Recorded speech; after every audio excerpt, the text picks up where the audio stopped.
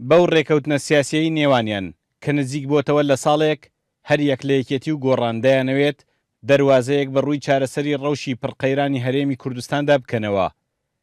کادیرانی ئەو دوولایەنە جەخت لەوە دەکەنەوە بە جێبەجێبوونی بەندەکانی ڕێکەوتنەکە ئاسۆی ئارامی سیاسی لەم هەرێمەدا دەردەکەوێت.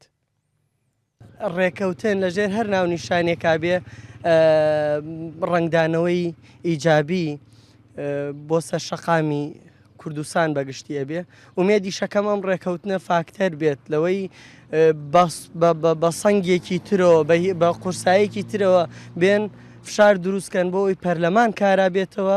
خاڵی هاوبەشیان زۆرە، جوگرافیای هاوبەشیان هەیە، مێژووی هاوبەشیان هەیە، جگەلەوە دەسەڵاتی هاوبەشیان شێ لەم سنوورە ئەمانە خاڵی هاوبەشن. ئەگەر ئێمە قسە لەسەر ئەم هاوبەشیانە بکەین تەمان باسی قسەکردنمان لە پێناو بەرژەوەندی گشتی قساکەین.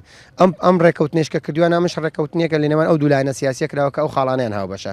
جێبەجێکردنی بەندەکانی ڕێکەوتنامەکە وەکو خۆی بە پلەیەک پێش ئەوەی لە قازانجی سیاسی یەکێتی و گۆڕان بێ لە قازانجی خەڵکی ئەم دەڤەرەیە.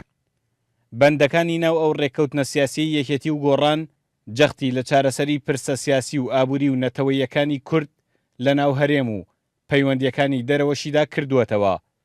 چاودێرێک ڕای وایە هاتنەکایی ڕێکەوتنەکەش زادەی ڕەوشێک بووە کە شەقام پێویستی پێبووە.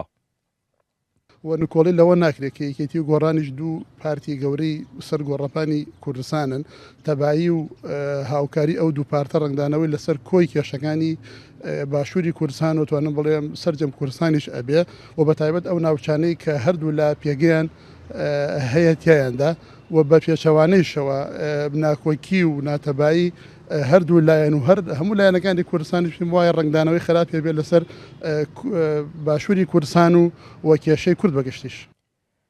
زۆری نەماوە ساڵێک تێپەڕێت بەسەر ڕۆژی ڕاگەیاندنی ئەو ڕێکەوتنەدا.